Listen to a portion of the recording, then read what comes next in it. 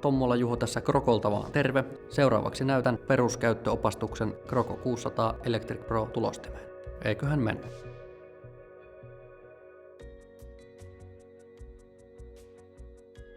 Laitetaan laitteeseen virtalähde, tässä tapauksessa akku.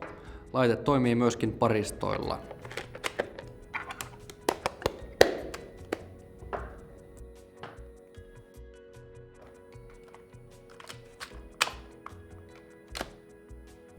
Seuraavaksi virrat päälle. Näytön oikeassa yläreunassa näkyy akun varaustaso. Vasemmassa reunassa näkyy nauhan leveys. Laitteesta löytyy QWERTY-näppäimistö ja kirjainten yläpuolelta erikoismerkit.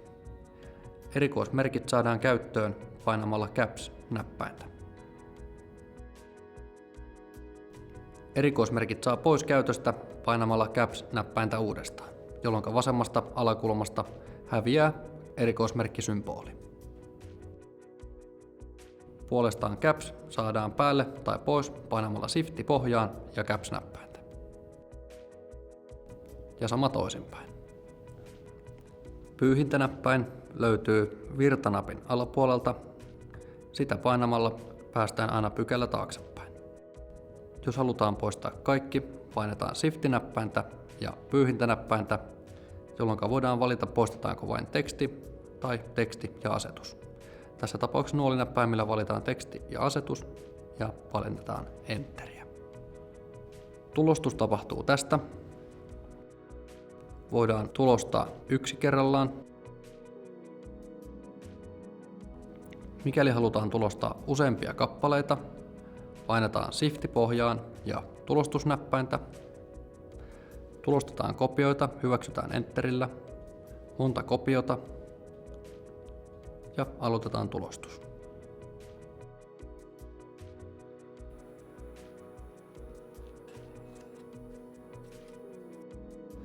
Vasemmassa reunassa näkyy nauhan leveys. Tekstikokoa voidaan pienentää välilyönnin oikealla puolella olevasta näppäimestä, jolloin tekstin koko muuttuu. Samoin myöskin tarran pituus lyhenee. Enterillä päästään toiseen riviin.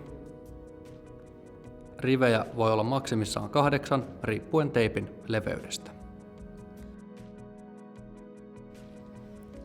Ääkköset saadaan painamalla A-kirjainta ja välilyönnin vasemmalla puolella olevaa ääkkösmerkkiä. Nuolinäppäimillä valitaan Ä ja laite muistaa, mikä kirjain sieltä on viimeksi valittu. Ö, sama homma.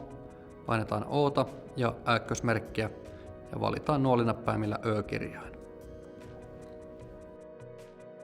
Mikäli herää kysyttävää, niin otathan meihin yhteyttä.